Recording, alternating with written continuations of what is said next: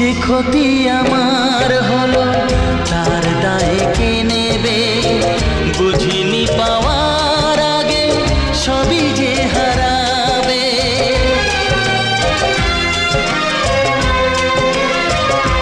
ও যে ক্ষতি আমার হলো তার দায়ে কে নেবে?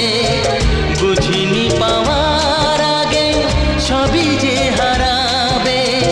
শুধু শুধু কেন দিলে মরণের সাথ? ও চাঁদ